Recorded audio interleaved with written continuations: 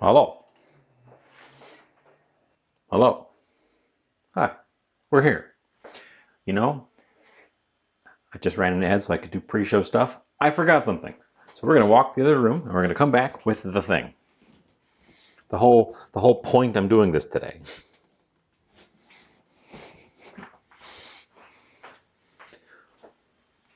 Million plums.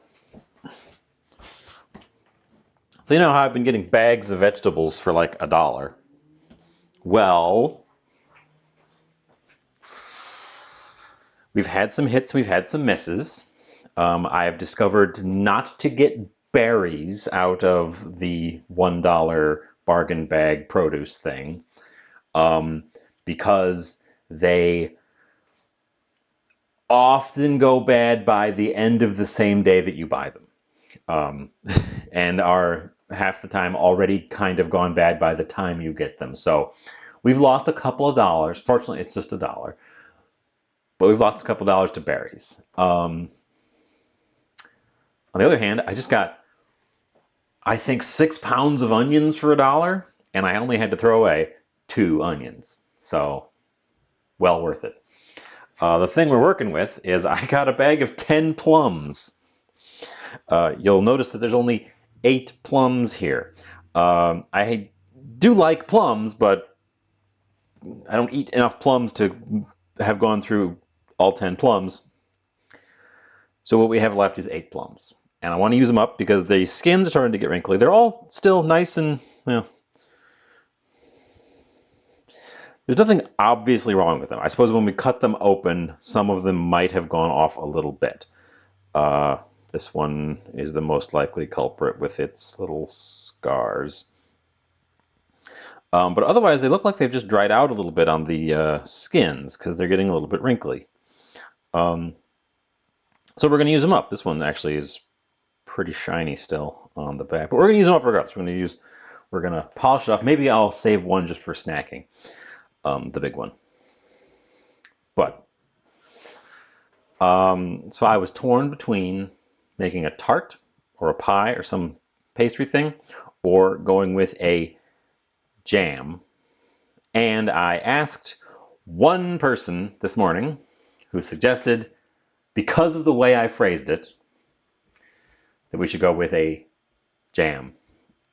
Because I said, should I make a tart and enjoy the plums now, or should I make a jam and enjoy plums for weeks to come? And he loved the phrasing of that. So we're making, but I've tweaked it since I asked that question. I'm going for a chutney, kind of. There's a continuum between chutneys and jellies, and they're just kind of on the far ends, and we're on the chutney end, but we're, I don't know, winging it. It's going to be more than the thing I did with the strawberries, which we still have. Our syruped strawberries. These are mighty tasty as well. We're doing that with plums. And to go with the plums, a pork steak. We haven't done a steak in a while. We haven't done a pork steak specifically in even longer. As you can see, they're very inexpensive and mighty tasty. And I found one. You have to kind of pick through them. They often have this weird. It's not a T-bone. It's like a, I don't know. It's almost like a number 3. This weird bone that goes in here, but it's not in all of them because it's not all the way through the thing they slice these from. So I always kind of rifle through them and find one that doesn't have that bone because I don't like having to cut around it. So we can just fry this guy up. We're going to treat him pretty simple. Pretty shrimple. And then a vegetable. So the most, I think the vegetable is going to be bok choy seared in the pan that we do the meat in. I think that's going to be the plan. We could play around with other stuff if we really want to. But let's get started. But let's get, at the very least, started. And I'm going to cut these up so that I can get the pits out, and then I'm going to weigh them.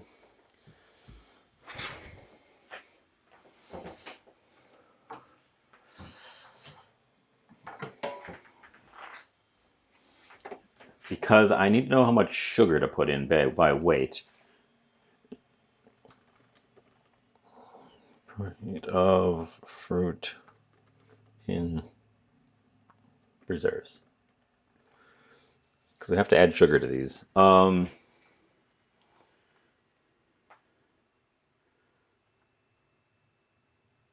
2 to 1.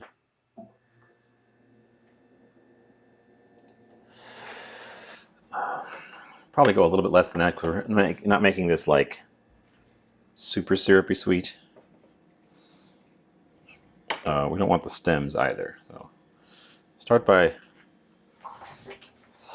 getting out a scrap bowl because we're going to have some scraps.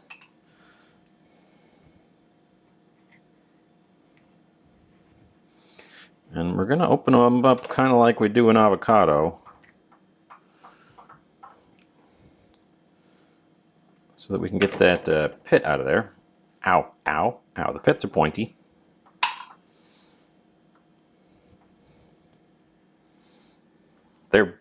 That one looks perfect on the inside. I do like a plum. I think plums get overlooked in favor of peaches. But I would say the plum is the superior of the two peachy fruits. Peach fruits? I think they have a nicer flavor, and they're not as sweet, which I'm sure is a mark against for some people. But not for I. Looking at my mic, I think my microphone is a little bit closer to my face than it usually is. I'm hitting a little bit higher on the sound mixer than I usually do.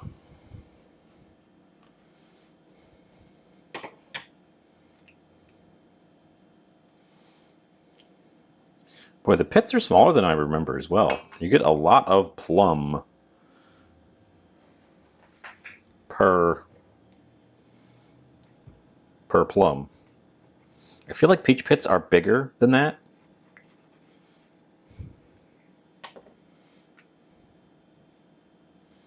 Boy, they have different colors on the inside too.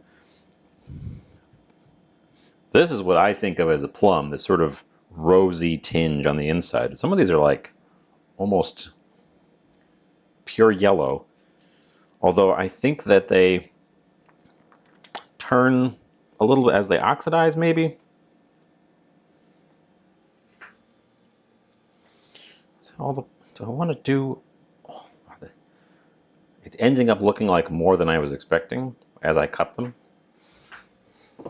Let me pull my scale, see how much we're ending up with here.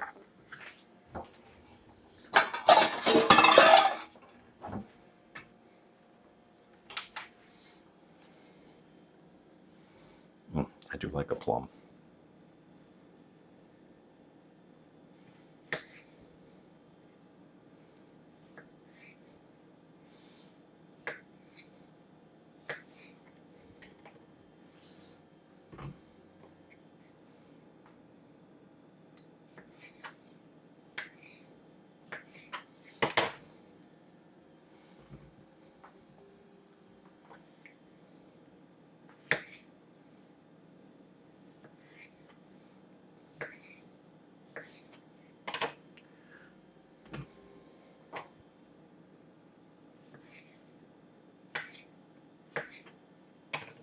Okay, one of the smaller plums is 170-ish grams.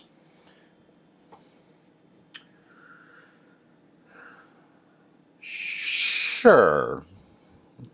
We'll just chop these as is. They should turn more purple as I cook them down because the skin is where most of the color is, and the skin will start to leach that color into the juice as we cook out the juice.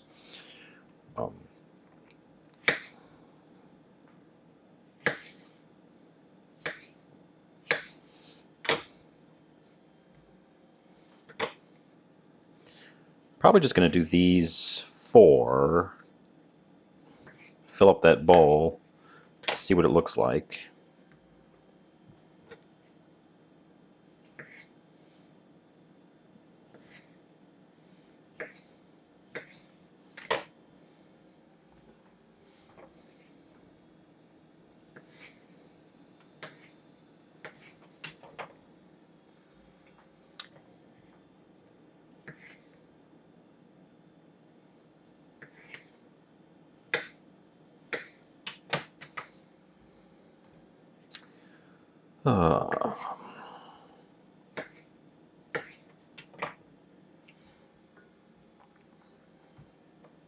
So, interesting story from last night. I was having some insomnia. I don't know if you can tell. I switched to the small camera real quick. I don't know if you can tell. I've got some bags under my eyes today. Didn't sleep real well.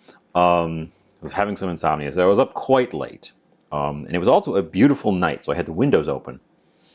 And very late, like 1:30. So maybe not very late for some people, but later than I wanted to be up, about 1:30.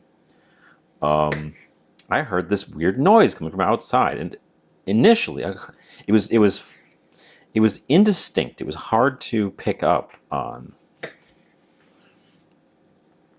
And initially, what I thought I was hearing was a dog whining. My neighbor has a dog, and there's also some across the street. But they should all have been indoors and asleep at 1:30 a.m. So I was confused. 730 grams.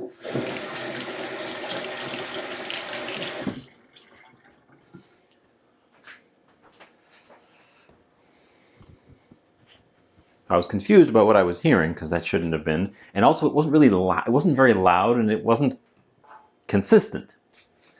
When I went outside to try to listen to it better, it was not coming from in the neighborhood. It was coming from above. It was coming from the sky. And it was indistinct and inconsistent because it seemed like it was moving around a lot. But it wasn't bats, because it wasn't that sort of tweety, whistly sound that they make. It sounded more like little dog whines. And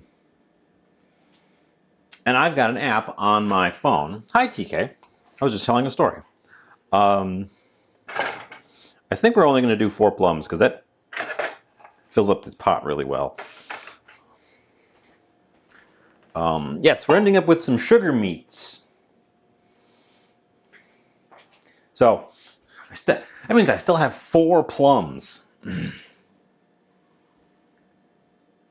do something else with plums. We'll figure out what else to do with plums because we've got plums. Where was I? In my story of weird noises at night.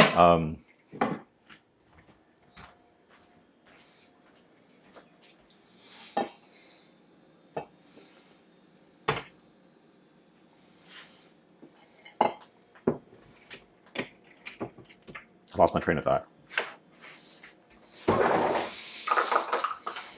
So I will just pick up roughly where I think I was. Noises. Thought it was a dog. Went outside. It was coming from the sky. Wasn't a dog. I've got an app on my phone called Merlin that listens to birds and it tells you what it thinks they are, and it's pretty good. I'm not going to say it's 100%, but it's pretty good. And it told me that it was Swainson's thrush, which I was unable to confirm, but it was such an interesting thing. I went and read up on it, and they, like most songbirds, migrate at night. And also, there are recorded migration calls for them specifically.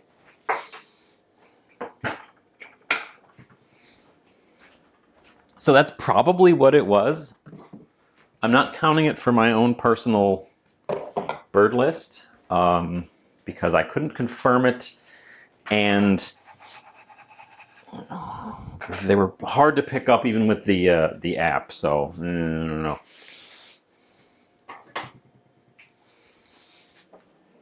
Okay, that is 4 plums and half a cup of sugar. Is that enough sugar? Probably not. We're going to add some salt. And we're going to add a few other things to that, which we need to prep up while that starts to heat. So we're sliding back over here. We are including ginger. Where did I put my ginger? Ginger is also out here. Everything got moved. Everything got moved because I reorganized the kitchen.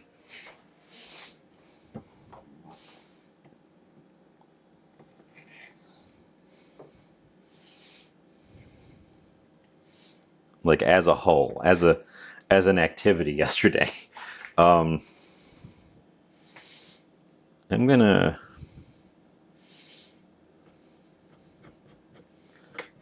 I am gonna take the skin off. I think. I don't normally advocate taking the skin off of your ginger unless it's dirty. But I think I don't want to run the risk of having the little fibrous bits. So just gently peeling it with the edge of a knife here. Should use a smaller knife. We will deal with the sugar meat once I've got this chutney in hand.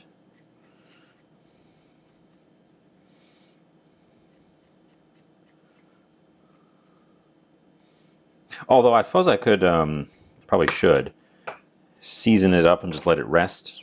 I've got it here. It's coming. It's probably at room temperature by now. I took it out a little bit ahead. We had a slight delay in starting today because of I once again forgot to plug in my microphone in advance. It probably would have survived, but I rather have a full charge going into the stream just in case we run long for some reason. Spear, you are first. You are the first one to arrive. No one arrived before you. Congratulations. Also, hi, welcome.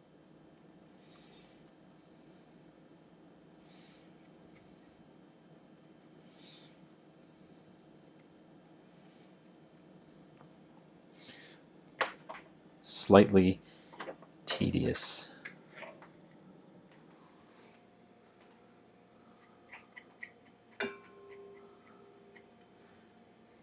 Oh my god, and you resubscribed.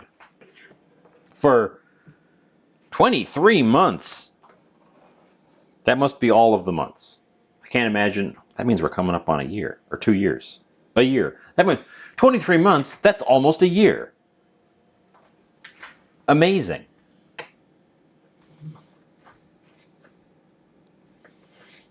Can't believe I'll have been doing this for almost a year.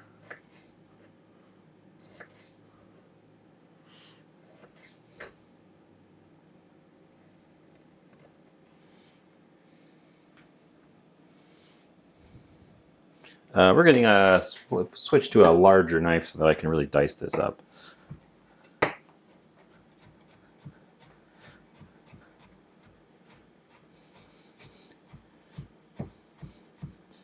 I saved the email when they gave me affiliate so that I could have the date handy.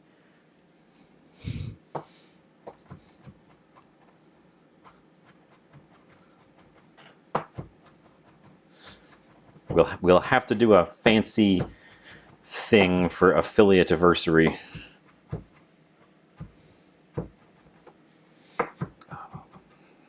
Especially since things have been going well here on the channel since last year.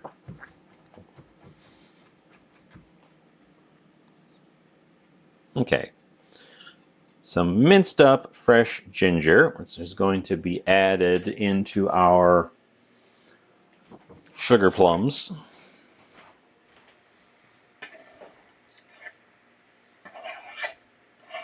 Because that's kind of what I think sets a a chutney, aside from a preserves is pretty much just the fruit and some sugar.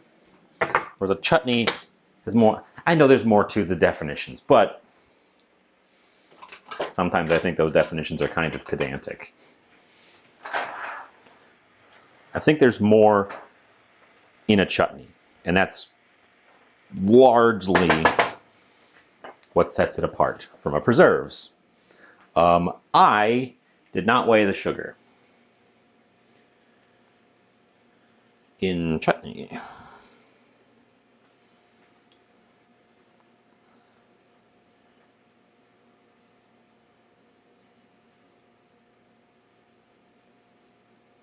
I suppose chutneys are usually vinegared as well.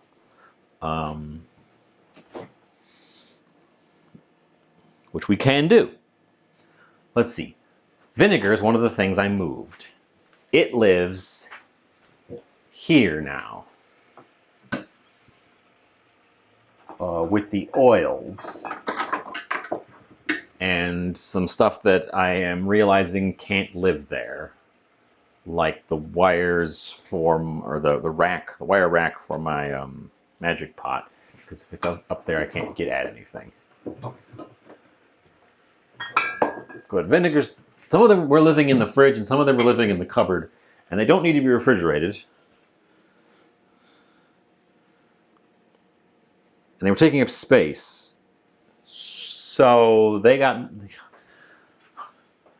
I don't have a system. I didn't have a system, and I still don't have a system. I just have a different non-system than I had before. What else goes in a chutney? I say nuts. And my nuts also moved. They're over here now.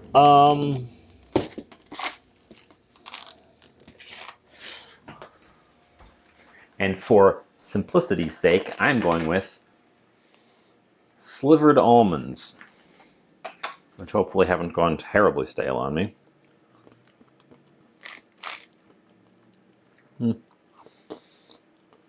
Just a hint. Not too bad. Just a hint.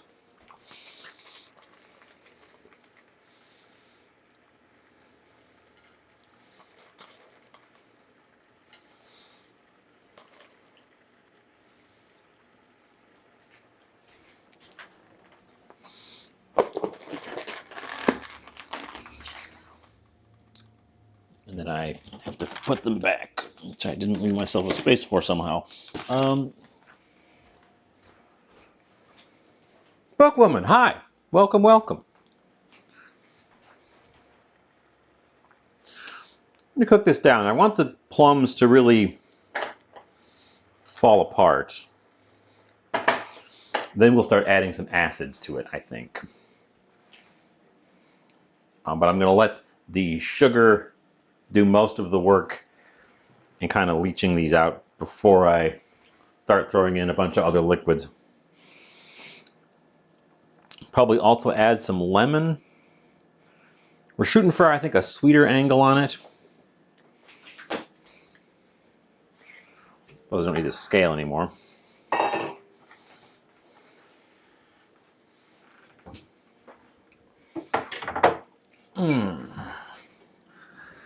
But that means that my plan of using up my plums has been stymied because I still have plums. So many plums.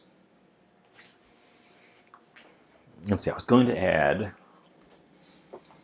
some spices to this, which we can prep over while on this side, over here, while that side is getting its simmer on.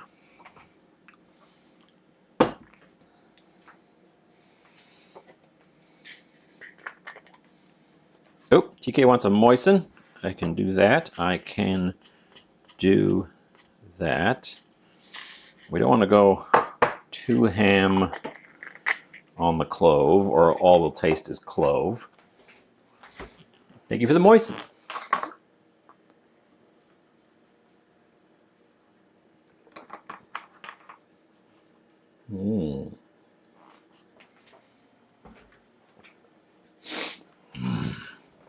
Moist. you know what we should throw in there? Because this kind of I bought this for some reason at some point. It's dried mint. And I just never use it. And I've got fresh mint growing outside, and I've got a ton of it because it came up. Let's just throw some dried mint in there, just so that I can, not have that hang out forever. It's going to be some nutmeg. Where's my nutmeg?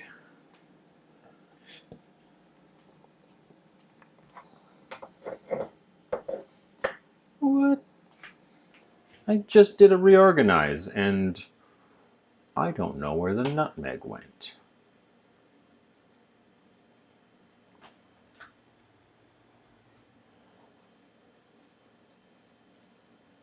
Did I take my nutmeg? I think I took the nutmeg with me to a friend's house. And it probably got left there and shuffled into their possessions. Which means I don't have any nutmeg. Oh my God. I never would have considered such a thing. Do I have a weird... God, I haven't purchased additional nutmeg in so long because I've always had those whole nutmegs. Yeah, I don't have nutmeg. Okay, we're not adding nutmeg.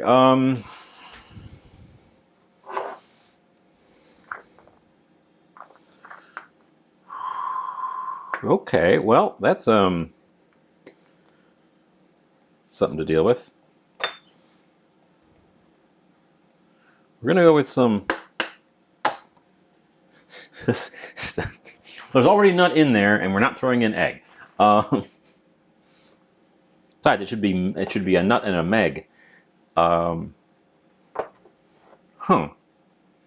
Guess I haven't used nutmeg since I did that.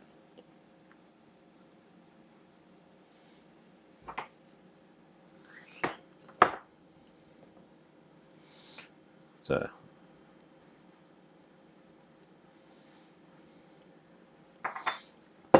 interesting. Okay, so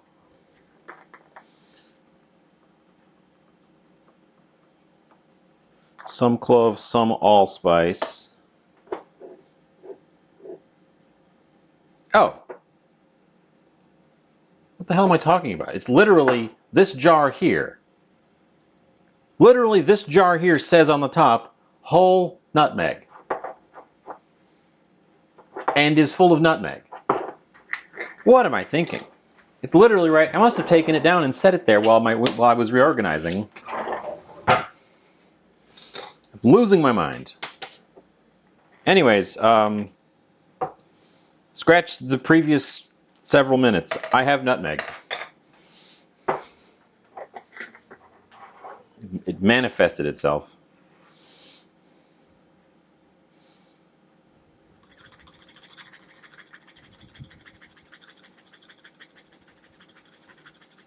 I'm going to skip on the cinnamon.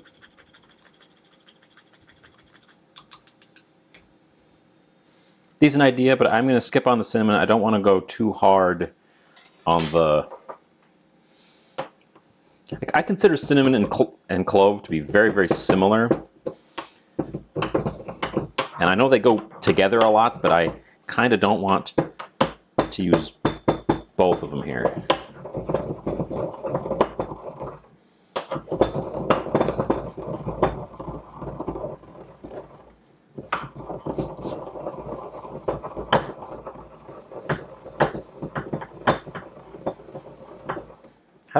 How could I have not seen whatever. Anyways, nutmeg is one of those things that I always advocate. In general, I advocate buying fresh spices and grinding them. Now, I know not everyone either has a grinder or the strength to do that. You can get a coffee grinder, will do it too. But nutmeg, specifically, is like 1,000 times more pungent when you, or potent probably a better word there than pungent. When you you get it fresh, and you can grate it with a grater. Like that. You don't need to grind. In fact, it's a bad idea to grind it because it's a nut. So nutmeg, and it keeps these whole nuts keep forever. This one says it expired in 2020, and it smells super, super fresh. And also, I'm pretty sure I had it for at least 5 years before that.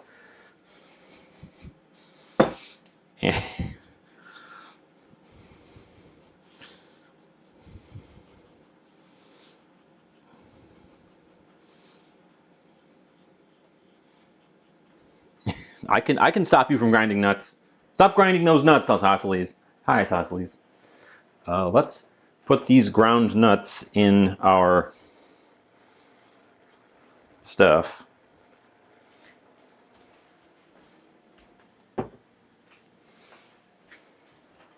Stir this around. Ooh, a lot of juice. We have juiced, and the juice is a deep, rich purple color.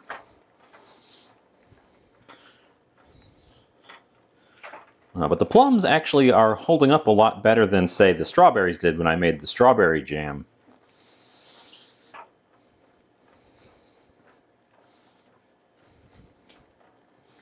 Although we are losing our volume, so we might be able to pack some more in. I don't know. I thought I was gonna do all 8 plums, and turns out 8 is a lot of plums. That might need a little bit more sugar as well. It's going to need some vinegar to not just be jam. It's also going to need some lemon juice, which I can add now. You know what could also benefit that is some lime zest.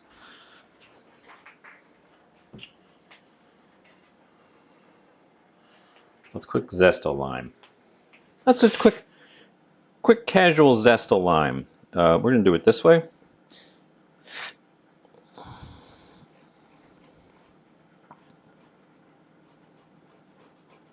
So that the zest accumulates on the top of the grater, making it easy to just tip it in. The slime's also a little bit dried out. It's not going to be the most amazingest of all the limes. It's the last of the limes I got from the 5 for $1 limes that were not in the bargain bin. That was just the base price of limes. They were trying to sell limes.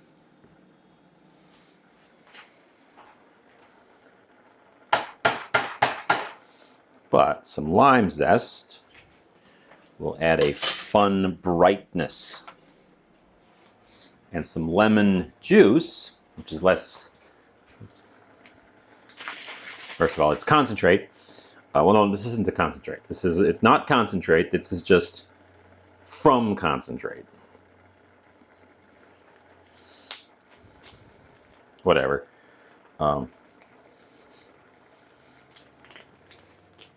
Also adds some brightness and some acidity. Lemony.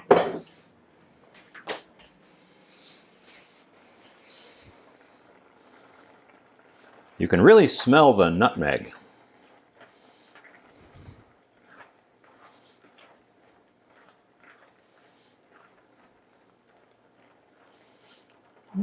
Okay. That's looking pretty good, honestly. I gotta remember to use up some of these odds and ends spices I've got. Like the mint.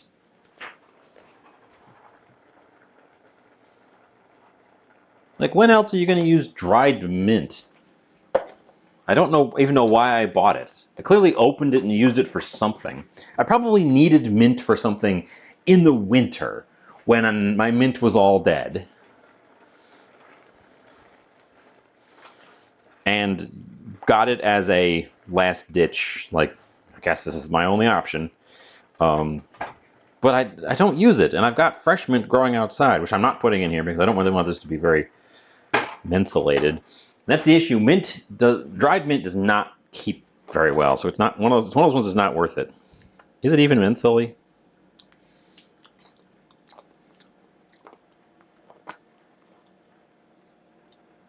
Barely. Doesn't taste like much. Dried mint is kind of a waste of time. Barely. But I could probably dump that whole thing in there and not even taste it. We're gonna have to do something with that mint just to see if I can't force it to be useful.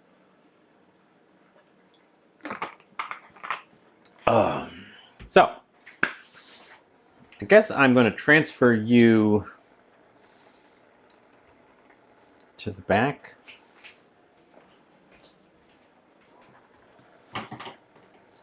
We're going to transfer that to the back. Temperature down just a smidgen. We're going to slide back over here. This lime ended up looking really ugly with the zesting because it was kind of dry.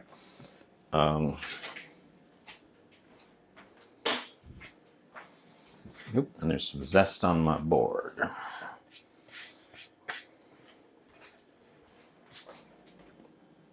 And that's a wooden board, and I'm going to do a meat thing, so I need a non-wooden board.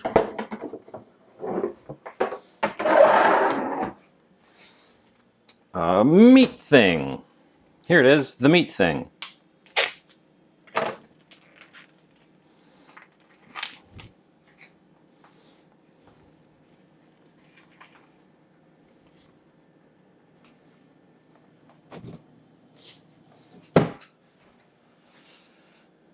Swaggy. Can I zoom in on the poster? I can make this camera big. While I wash my hands real quick. Well, no, I don't wash my hands because I'm going to touch that immediately again. I can make the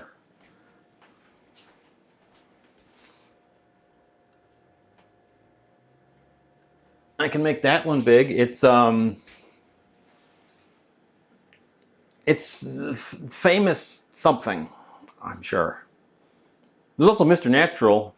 There's no way you can make this one out, but I cannot because it is tacked to the wall. I have to remove the tacks. I've got Mr. Natural does the dishes to help me remember to do dishes. There he is. Hi, welcome. We were just getting to this piece of meat. And it occurs to me that I am going to need to wash my hands because I was supposed to have made a spice mix to put on this. So we are washing my hands so that I can handle a spice mix. This is going to be our main. Our meal today is going to be a very strange one.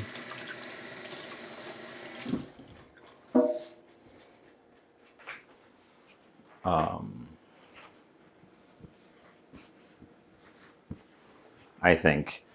But it should look okay on the plate. I'm wondering if I need a starch just to fill out the plate. And that would be really easy to just throw some potatoes on the plate.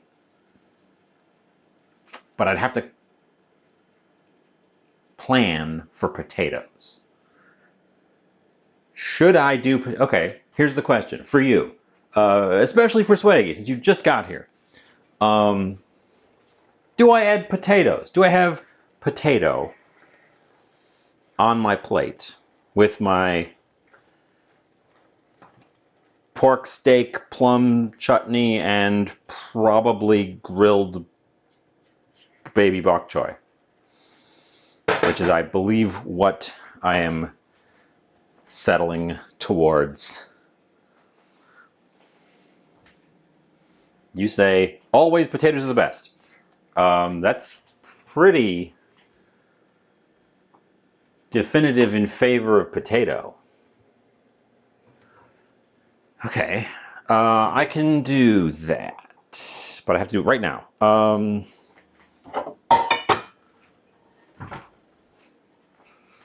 Get some cold water.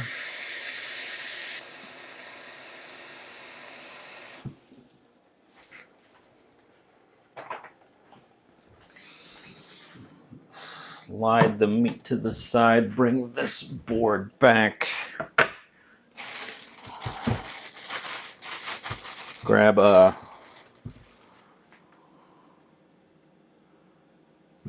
potato. Grab two because they're kind of small. I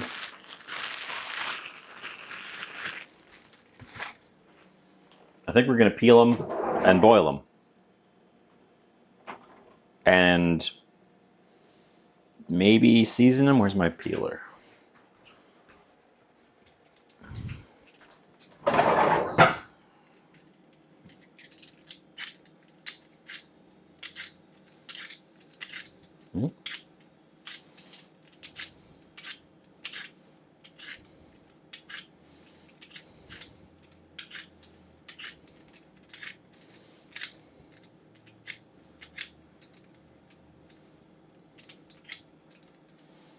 I mean, of course we're going to season them with something.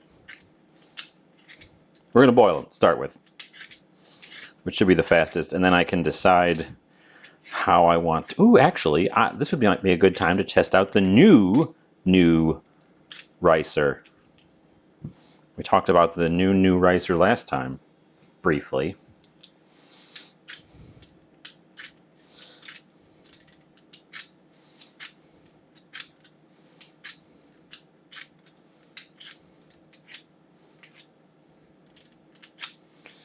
For some of you, it's the only ricer you'll have ever seen, because you missed the old new ricer.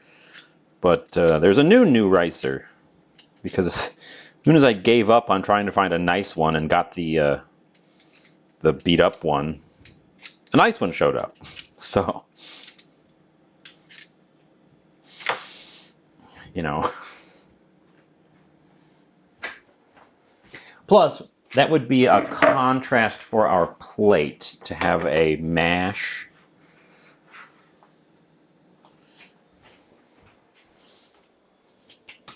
Let's rinse the soil off of these.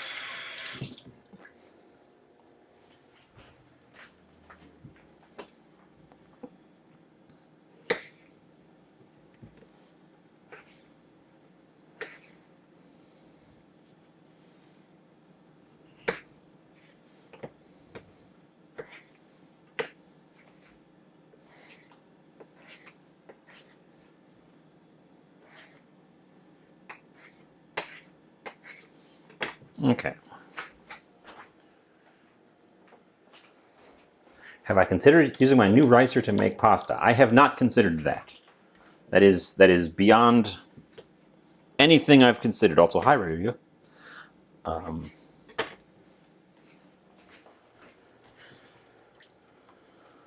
that is potentially an interesting idea.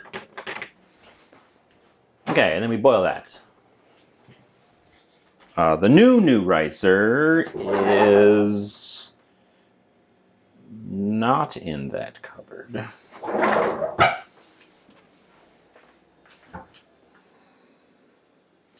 It's in this one. Here it is. I mean, it looks just like the old one, except brand new, very shiny. I think the key difference is that it doesn't have the holes on the side, so it won't do that thing that the other one did where it kind of squishes out the sides. Also, it's very flush with the bottom because it's not been bent out of shape by years of use. This is exactly what I had been looking for all that time, looking for a ricer, and it was as soon as I gave up and got this one that is sway-backed and bulging and beat to hell. I never found anything better than this one for all the time I go thrifting and look for stuff. This was the best one I found. Most of them were just literally broken, or most often they were just this part, not the little cup, which isn't useful. So I gave up at some point. If this is the best one I could find, I got this one. We used it once. And then I immediately went out and I saw this one. I'm like, okay, well, that one's brand spanking new. So now I've got two. One of them's beat to heck and one of them's brand spanking new. So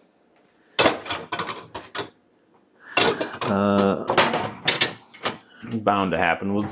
I guess we'll take the old beaten up one and send it back to the thrift store. Now my chutney's coming.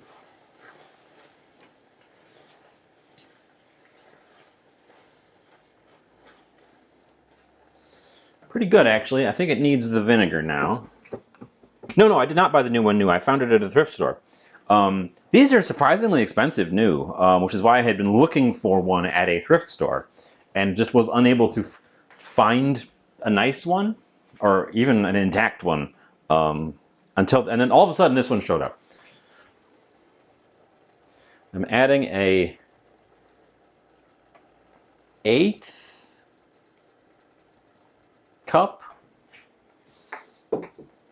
red wine vinegar to our plum chutney to give it a little bit of sharpness.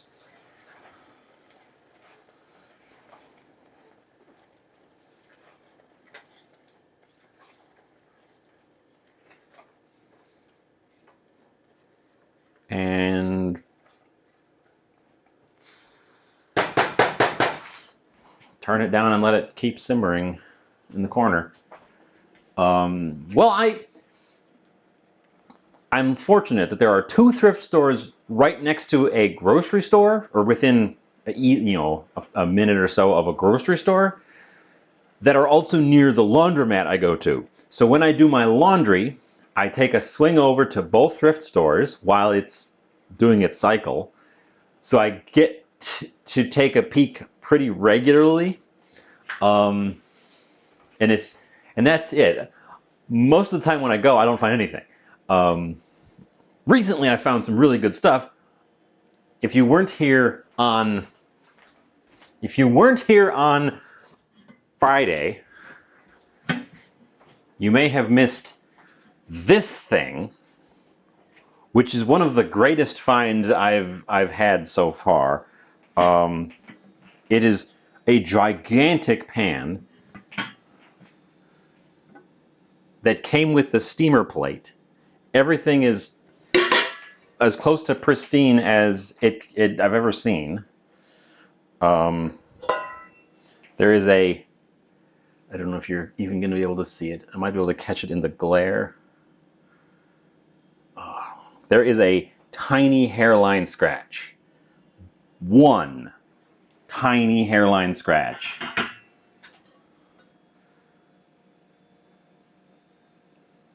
Oh, the camera can't even see it. The camera can't even see it. It's here. It's right there. That's the only thing that's wrong with it, and it came with the plate, and I got it for, I think it came to 10 after tax. I forget exactly. I took the sticker off already. This was an amazing find. It is such a huge pan that I don't know where to put it. So it kind of is sitting in the corner over there. I did rearrange with that in mind of trying to find a place for it, and I did not find a place for it. It still doesn't have a home.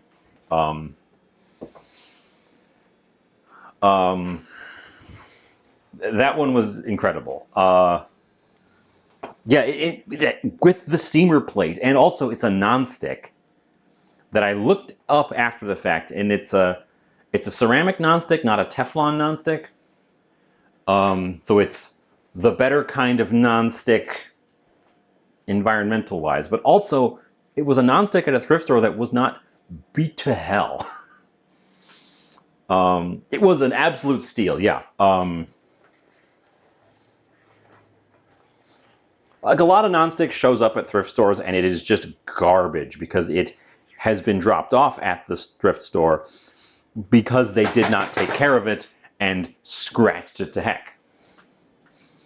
So finding one that's mostly intact Right, and that, exactly, going there regularly is the key. I don't think that that guy would have been there if I had gone even like maybe an hour later. It was just the luck of I was there. I actually think I was there immediately after the person who was putting stuff on the shelf because they had the cart ready, there, going back into the back when I arrived. It was just fortuitous timing. So yeah, we haven't done anything with that. It was just too good to pass up at that price, at that quality. It was amazing. It was just I was surprised. I did a double take on it when I saw it. Because I don't honestly need more pans. At full price, I certainly wouldn't have gone for it.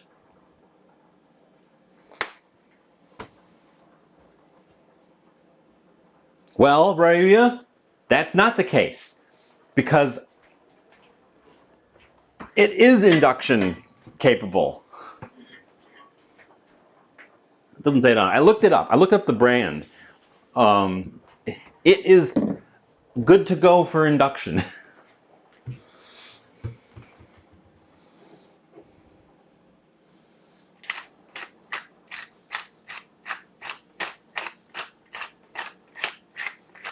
I have no idea why they dropped it off. It was in such good shape. It really beyond me. I'm putting this in the grinder. We're gonna do a proper grind.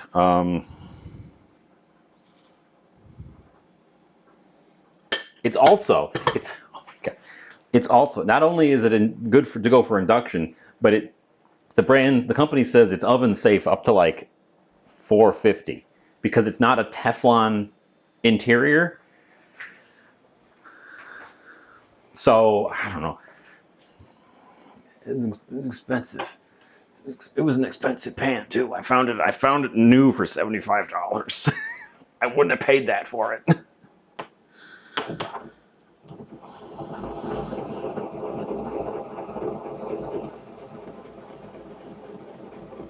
So yeah, that one was just a crazy find.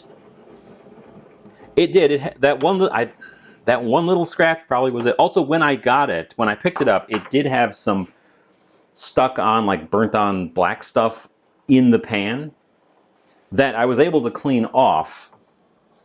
But that may also, because it's not a Teflon, so it's not going to be quite as nonstick as a Teflon would be. Those ceramic coat things are essentially a thin layer of glass. They're engineered. They're more nonstick than just plain old glass, but it's a scratch. It's not a crack. It's a scratch.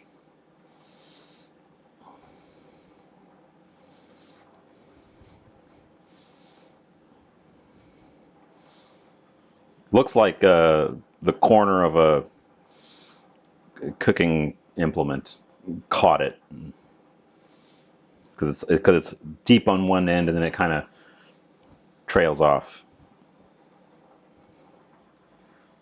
Yeah, it's insignificant in the state of that thing.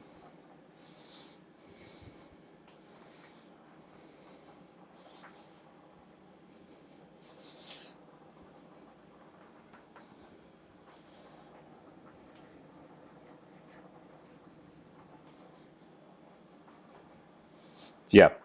So yeah, that's just no, I did actually once get a cast iron that after I got it home and got it cleaned up, it had a big old crack right through it that I couldn't see until I got all the corroded gunk off of it. And I ended up having to throw that one away because you can't do anything with it when it's actually got cracked.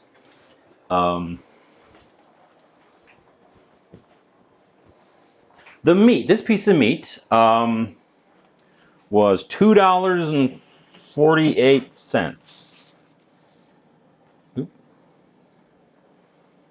$2.48. So yeah, pretty good deal on the meat. Speaking of the meat, it's gonna sit to the side until I'm ready to cook it because I've just got the seasoning. That was garlic powder, onion powder, black pepper, and salt. Since I'm doing potatoes, I'm gonna check on the potatoes before I dive in on the meat. We're gonna do it in, speaking of cast iron, we're gonna do it in this one. That should be,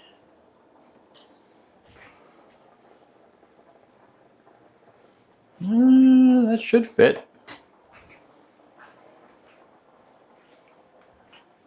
Here, what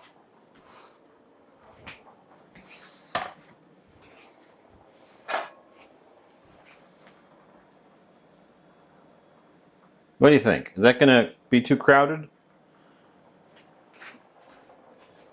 Should I use the giant pan, or is that gonna be good enough?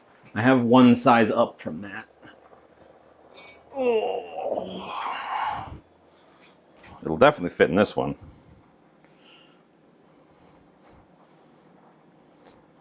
We'll do the big one. Why not? We'll do the big one. Let me check on those potatoes real quick.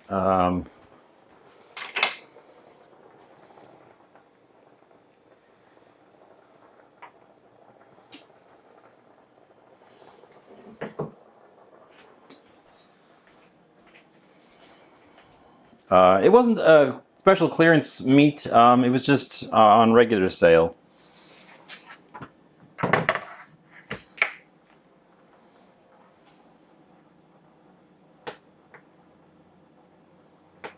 Reasonably tender. Maybe not the tenderest it could possibly be.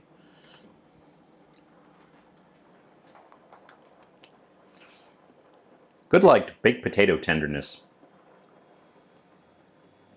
Probably a little bit under for mash, in my opinion. I like my mash to be softer.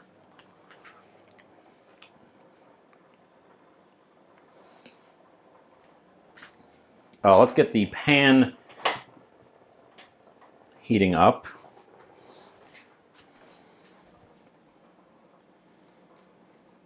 Okay.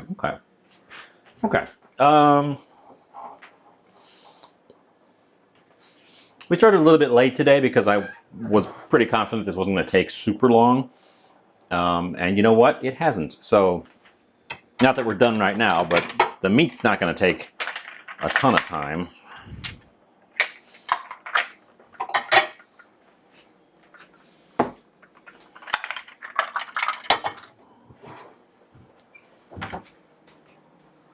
We're just kind of doing... What we're doing is we're making things to justify me using up a large number of plums, which I didn't even accomplish. We still have 4 plums. Oh, midnight. Wow. I mean, I suppose that's England, France column. Well, good night. Thanks for poking your head in. Glad to have you. Oh, and thanks for the follow. I didn't even notice that. I don't have any alerts for follows. They're completely silent. I don't normally call people out, so sorry about that. We should taste the plum stuff.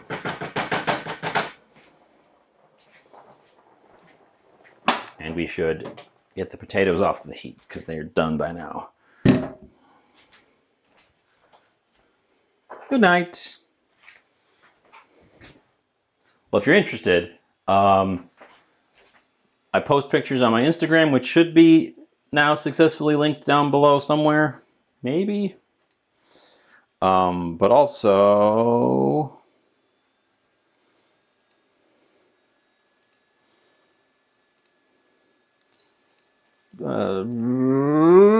Discord link. Bam. Okay, we're heating this pan up.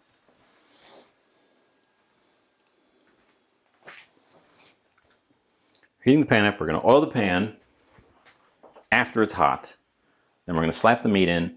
And this is a pretty thin piece, so it should cook pretty well. It's going to be hard to not make it cooked through because it is a pretty thin slice, but whatevs.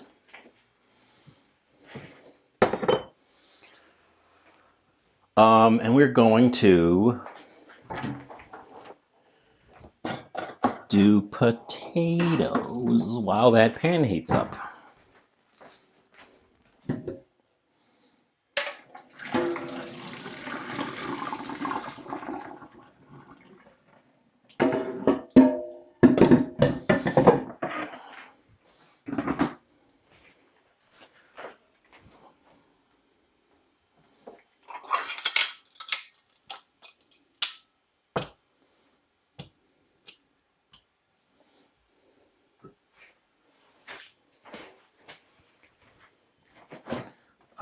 And I don't need to go in the fridge for butter. One of the reorganizations is a butter dish.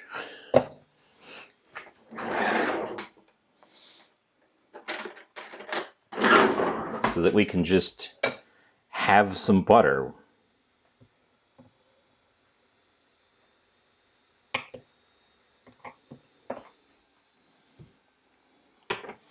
We're going to rice those potatoes directly on top of that butter so that it melts. And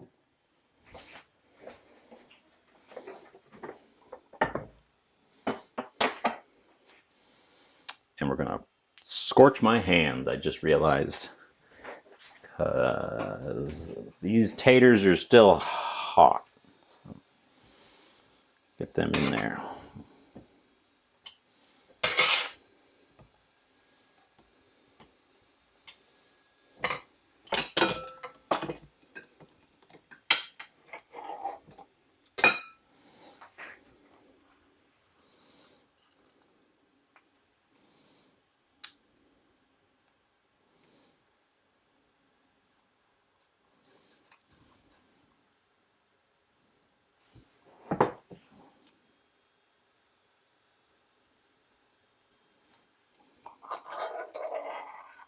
Wow, that is much nicer than the beat up one.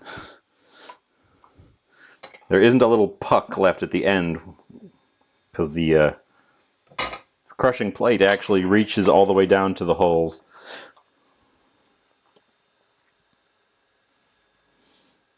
Amazing.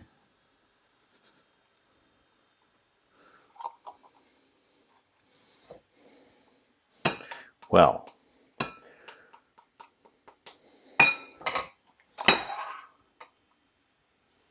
there you go. You can... Perfect. Perfect. I guess we'll make some more mashed things now since we have a good masher to work with.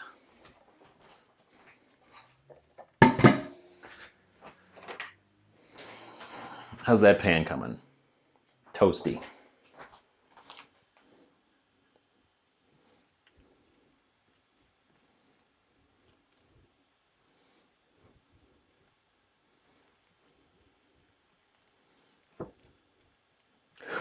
You know what we could do? Okay.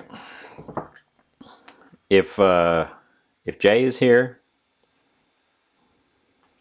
and I bet you if his Osleys is still here, they'll both approve of this. They'll both approve of this. We are we are violating the laws of food.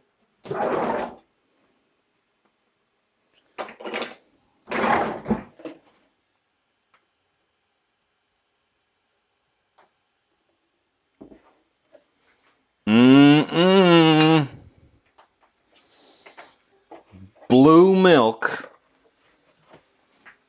mashed potato.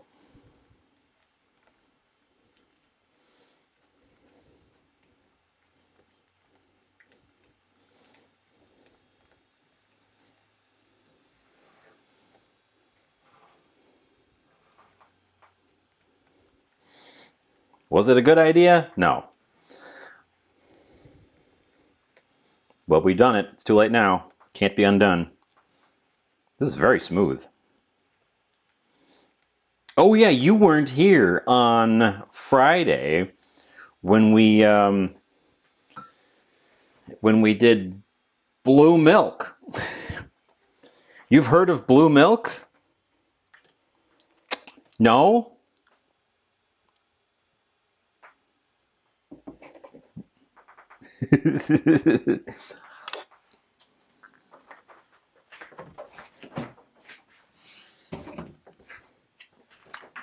So as a promotion for some Star Wars thing, Kemp's did blue milk, which is famous from Star Wars.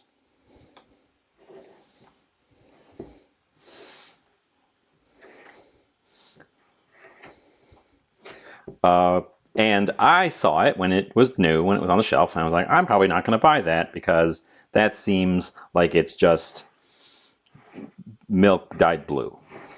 Well, it seems like a lot of people thought that because I found it on the shelf, marked down, not expiring marked down, just let's get rid of this marked down to 99 cents with a coupon. With a coupon for an additional 35 cents off. So that bottle cost me 65 cents. So I was like, sure, at that price, let's try it.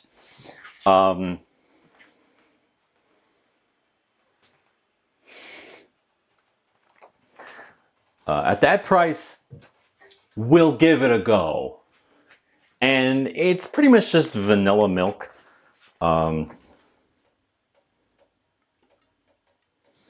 This pan is hot.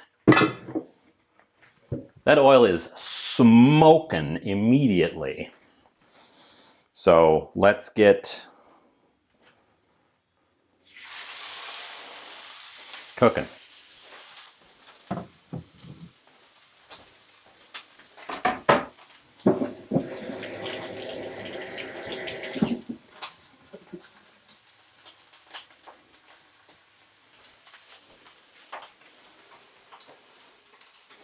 So yeah, blue milk.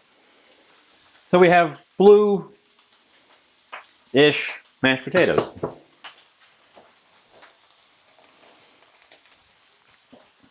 But yeah, at that price, I was like, sure, let's try it. Ooh, that smells amazing immediately.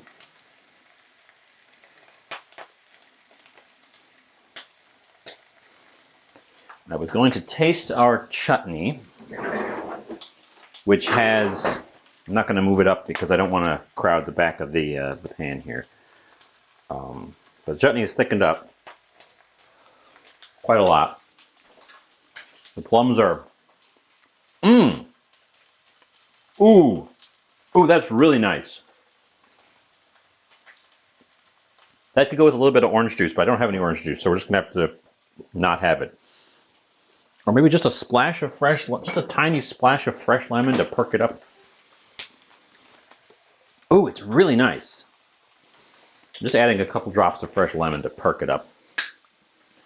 I had a big glass of milk. That's when we tasted it. We opened it on Friday just to see. I didn't have any plans to use it because I didn't know what it was going to be like. And also I had just gotten it and it's just like, okay, well, let's just taste it. We almost made a custard out of it, and then I ended up deciding that I was already running about 2.5 hours in and didn't want to do an additional thing.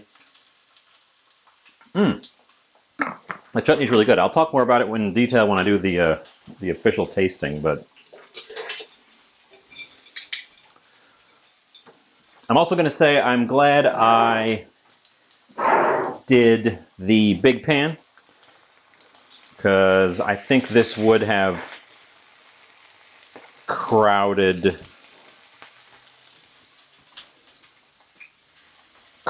the smaller pan and been hard to flip. Is it unstuck? It is. Oh, okay.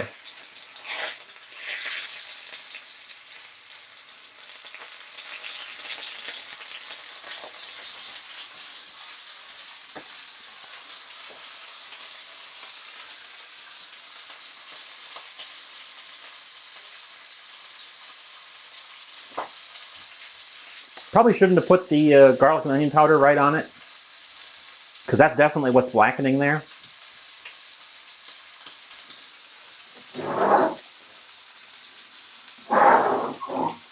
Keep this one handy.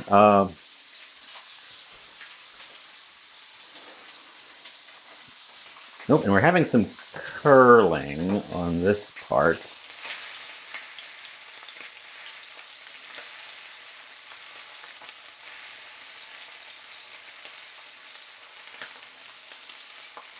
I can even kind of scrape some of the char off. Hasn't it released yet? We don't do big pieces of meat very often. This is sort of a special occasion for me.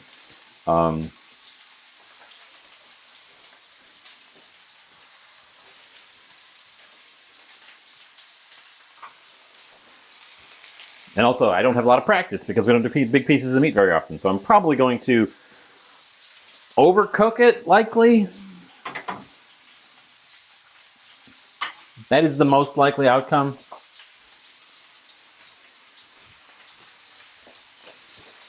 We're also going to just, in fact, if it releases now, which it has done, we're just going to put it on this end because there's a pretty decent fat cap on that side that I would like to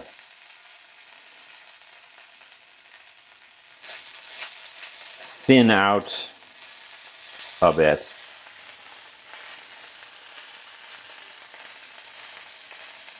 Yeah, Friday, a lot of stuff happened on Friday. It was jumping.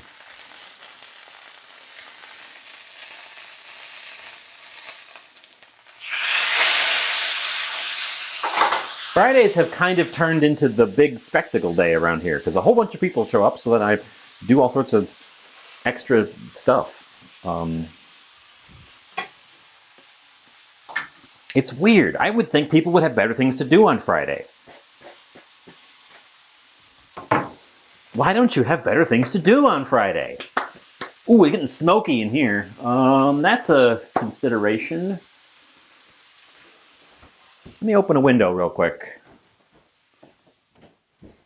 Just to ensure there's somewhere for the smoke to go.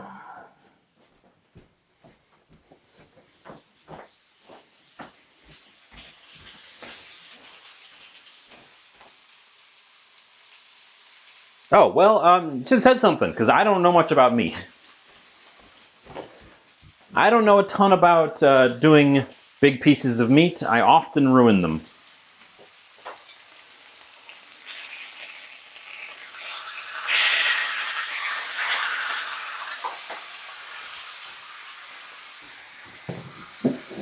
Is that a thing where you cut into the fat cap so that it doesn't curl up on you? I've never heard that in my extremely limited experience with cooking big steaks.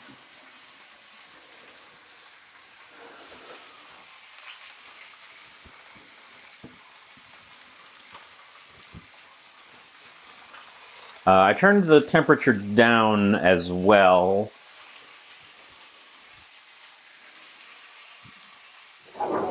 But we're probably honestly there for the interior.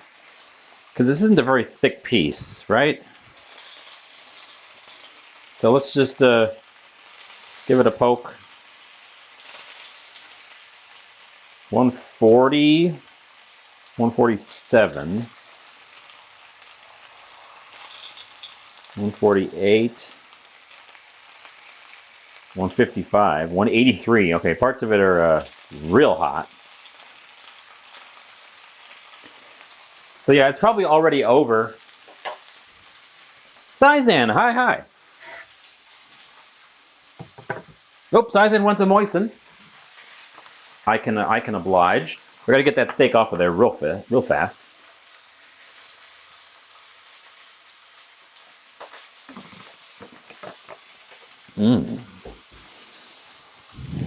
Moist. But yeah, we got to get this guy off of here real fast because he's already, I think, over.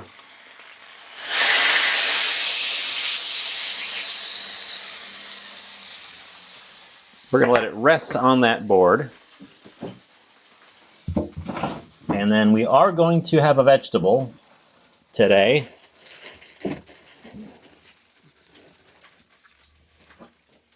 Nope, and the vegetable actually wanted to get cut on that board.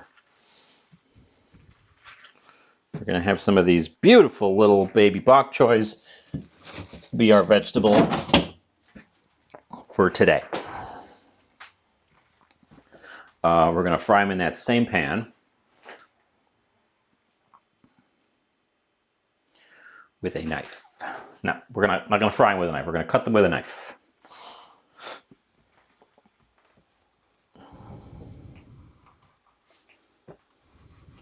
See, I know that like connective bits shrink up real fast.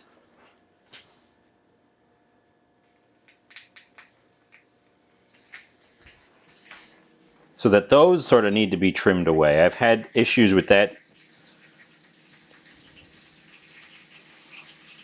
But I thought fat was soft enough that it would sort of render down.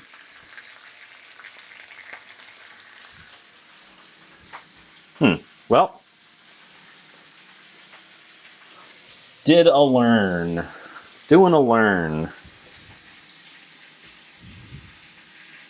It is one of the main things I like to do here. Learn.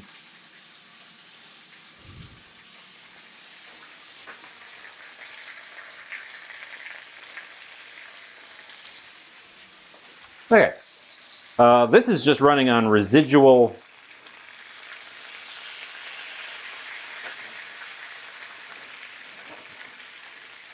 pan heat. I don't even have it on anymore.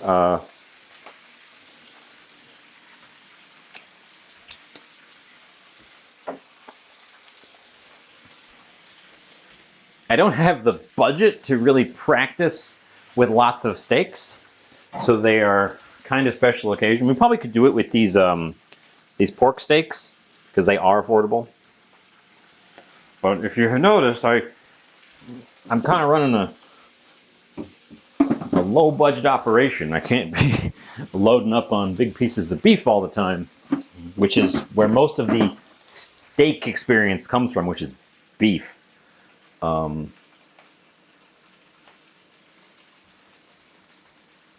Okay, well, we will practice sometime in the future.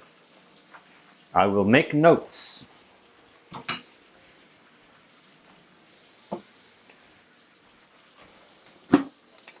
I appreciate the knowledge. Oh. Okay. We have potato, we have meat, we have veg, and we have our thing that inspired the entire trilogy.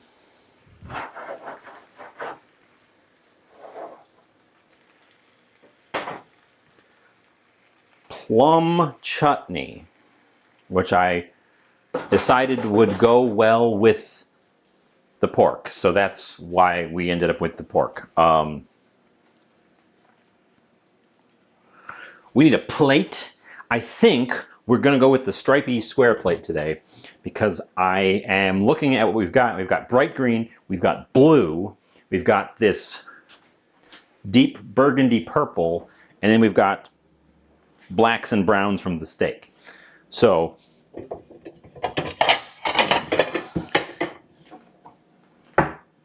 this guy isn't going to have to fight with having some kind of weird beige food on him. We're losing some juice. It's gradually juicing its way down the side there.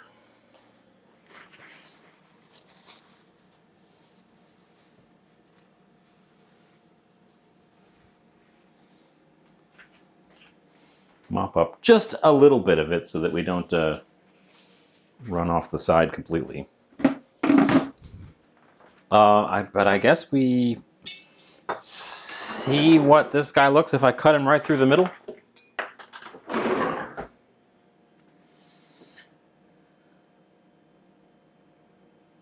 I don't sew. I don't know. I'm sure that means something, but I don't know what that means.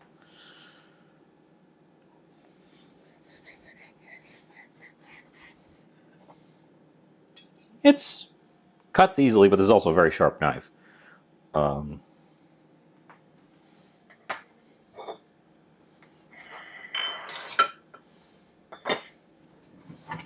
let's assemble a plate.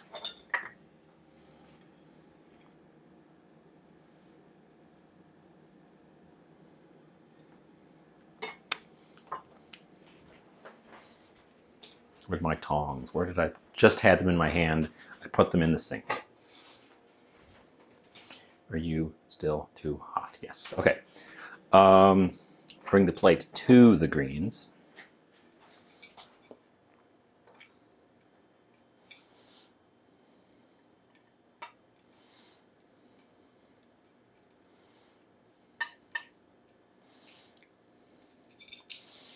We're not going for any kind of artful plating with this. We're just having the things that I have cooked be on the plate.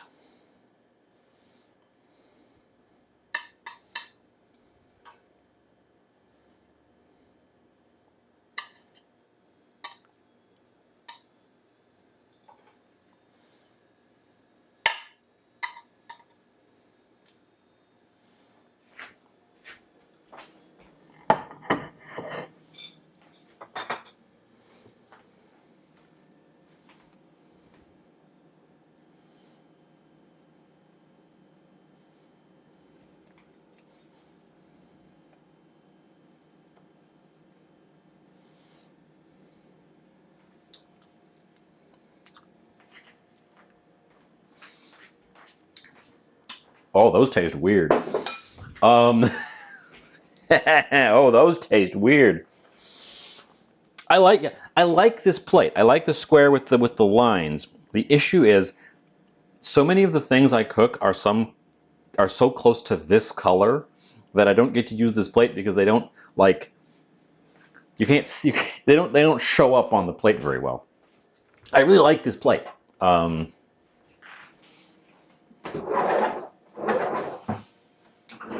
oh gosh, it looks like we're gonna be way under Friday's time, but that's I suppose what happens. We are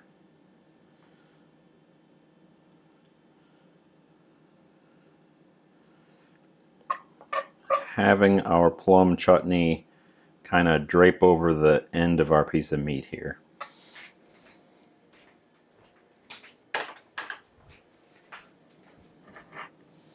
And that's what I'm making today. There it is.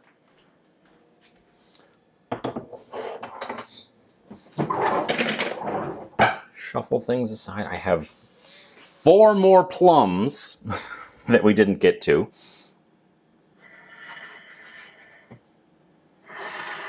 Oh, and I did end up with a trail of juice.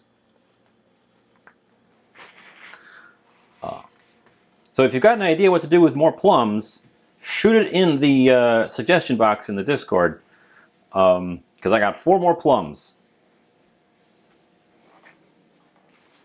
We almost did a tart today. I asked Francois this morning if I should do a tart or if I should do a jam, and he said, "Do a jam." So I made a chutney because I ended up deciding I wanted to serve it with meat as opposed to making a sweet jam because I already have a sweet jam because I did that with the strawberries. Here's my strawberry jam. Let me go take a snap of this. I hope the blue shows up on the camera because it sure shows up in real life. Oh, that's right. I have some stuff hanging out on my camera station.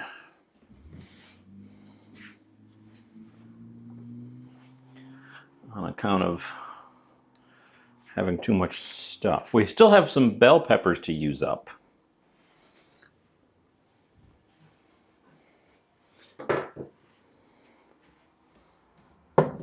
I almost threw one in our chutney just to use one up.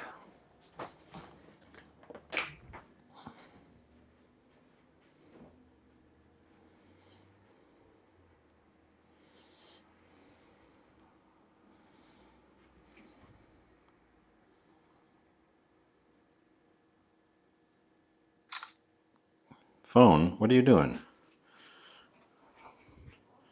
Phone, it's not that dark in here. What are you...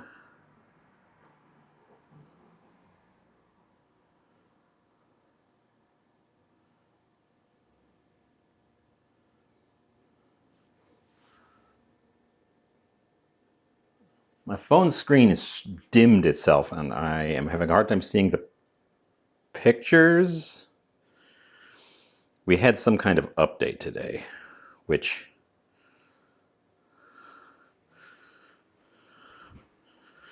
I noticed because things weren't syncing and all sorts of problems were happening. And I guess it also screwed with my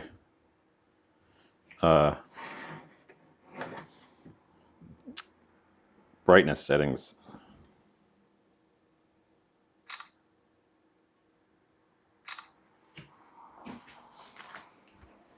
Okay, well, coming back after fighting with my phone for a minute. Spiced pickled plums, maybe. Let's get this guy tasted. We're going to start with, because I've already licked off the spatula so I know what they taste like, these blue potatoes. Because they're weird. First of all, riced potatoes are so smooth, so fluffy. They're like what those instant potatoes want to be. They're very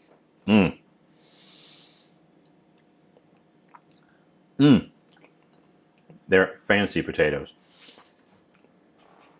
This specifically, the vanilla flavor, which I'm sure is artificial vanilla. I will take a peek. It says natural flavor, but I'm pretty sure if I looked at my imitation vanilla flavor, it would say natural flavor. It actually just says vanillin, but artificial vanilla, rather imitation vanilla, is still derived from a natural source, so they can put it on the label as natural flavor. That tastes like vanilla. You can really taste the vanilla. It's not real sweet. I think it needs a pinch of salt.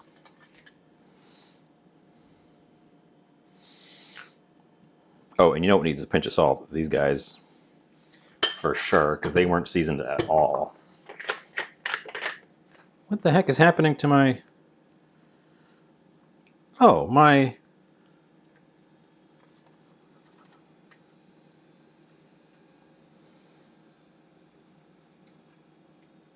Well, that's weird. My pepper grinder completely slipped off of its screw. Weird.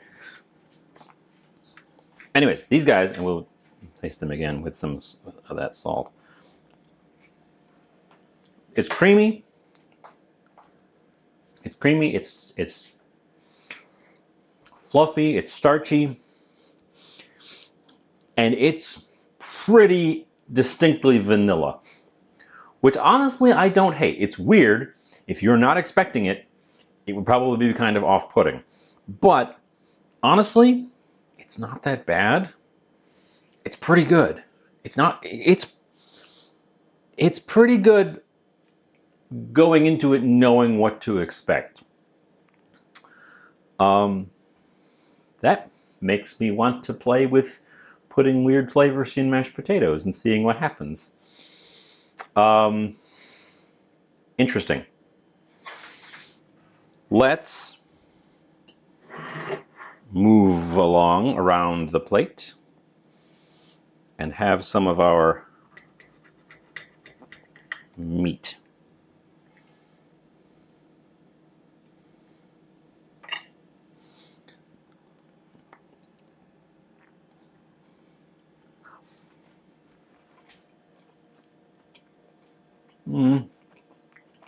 It's a little bit over, not egregiously over, but it's maybe a little bit over in terms of the chew.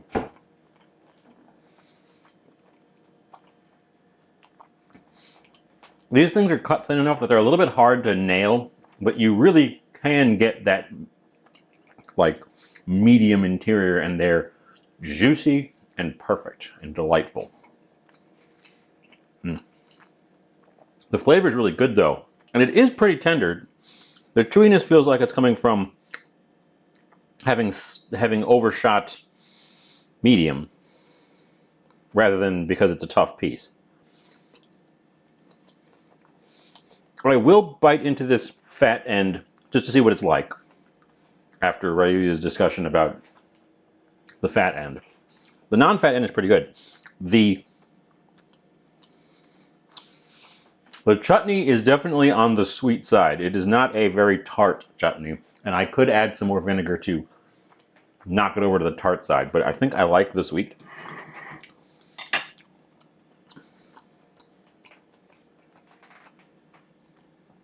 On its own, the plums are very tender. The plums are almost like applesauce consistency, but they still hold their little shapes. The nuts have gone chewy and don't taste anything like nuts. They've completely leached in the flavors of the surrounding syrup. The surrounding syrup is sweet, little bit tart, not real tart. It's got a nice sort of sweet citrusiness coming in underneath it, which I quite like. I assume that comes from the lemon and lime that I added to it, but it could be the plum skins themselves, which have a bit of a tartness to them. I don't know that I would be able to tell you that I put mint in that.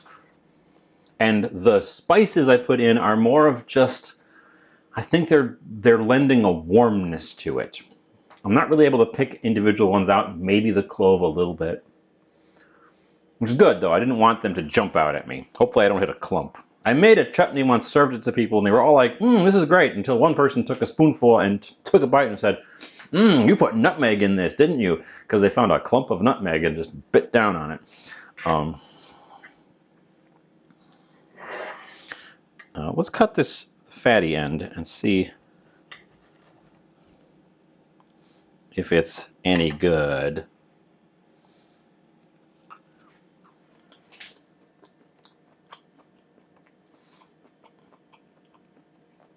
Very fatty, but the fat's not chewy.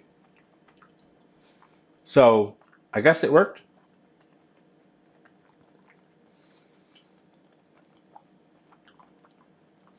Pork fat is more tender than beef fat anyways, but maybe I should have trimmed it. Oh well. And then these guys should be pretty straightforward basic. They're just lightly grilled baby bok choy with salt and pepper.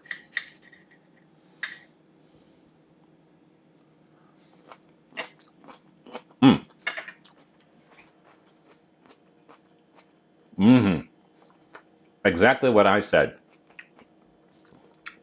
They have a good tender crisp crunch because of the lightly grilledness of them. They have that lovely bok choy charred stem flavor to them, with a subtle sweetness, which you get from the baby bok choy that you don't get from the big bok choy, which tends to skew more into the bitter notes.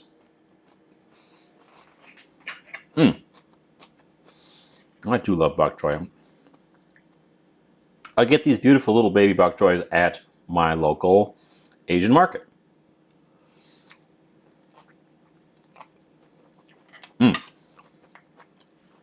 Ooh, the leaf end is actually really good.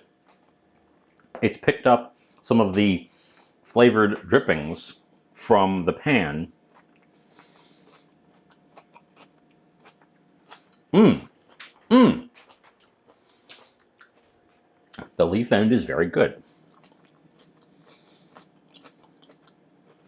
So it's sort of greasy, oily, but it's got a lovely savory flavor to it that the other end doesn't have, because the leaves have picked up that extra.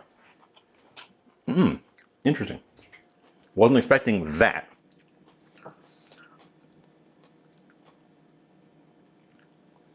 Wanted to add an acid. Well, I suppose this plate, I have an acid, so I'm not really missing an acid. But yeah, I think if I didn't have an acid to go with my meat, I would want something bright. Because what we have is faintly sweet, starchy, faintly sweet vegetably, and then sweet acidity. This is a very sort of faint sweetness all around. I was tempted to literally put sugar on the steak and make a sugar steak,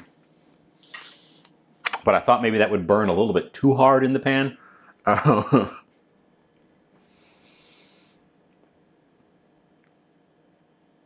But it also could have really tasted good. We could have done like a literally caramelized, as opposed to this, which is a mixture of Maillard browning and scorching of the dry spices that were on the surface.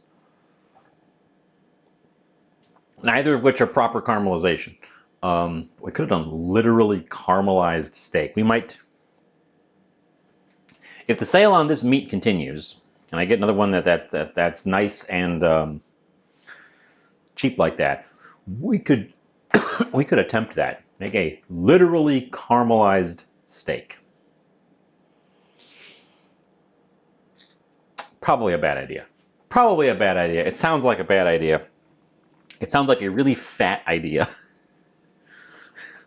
um, I guess that's all the things. I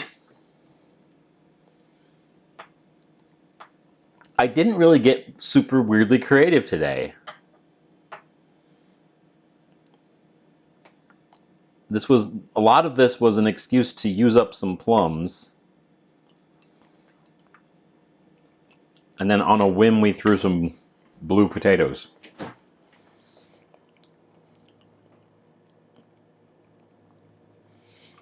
Yeah, so I guess that's where we're gonna wrap it. This blue milk is intriguing me. The more I sort of play around with it, because it's not incredibly sweet. It's not as sweet as chocolate milk, I think.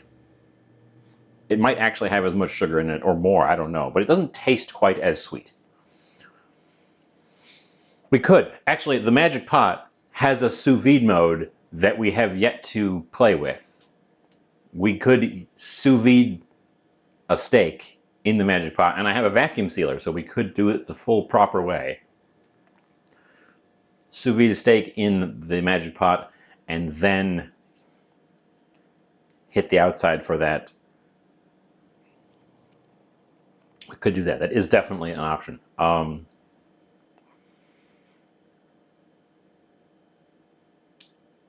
Yeah, so I guess we're going to wrap it.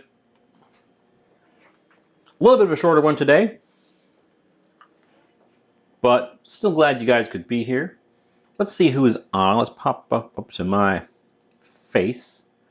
Let's see who is knocking about that I can go bother. You know who we haven't seen for a while? Actually, let me pull up the full one before I decide on the just the top fives here.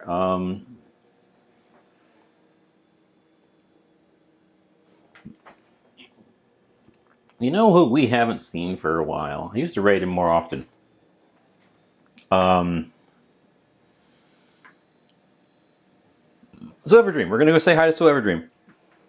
He has in the past done cooking. Rarely. I would bother him to do more, but he doesn't seem super interested in doing cooking as a regular thing. He does it as like a special redemption or some such. But we're going to say hi to him. He's currently playing Elden Ring. I thought everyone stopped playing that, but I guess it's back, baby. None of my cooking people are on right now. And I want to change it up a little bit. So, yeah, I don't know what we're doing next time. I have actually re-enabled the official Twitch schedule and put my things on there and linked Instagram and unlinked. We've changed some stuff around. So hopefully that's good. I don't know. So I'm not sure what we're going to do next time. What we need to do, and I have not reorganized this, is dive into the freezer. The freezer is still very full. So that's going to be... We could have thrown some of those raspberries. Oh, timer! Bye!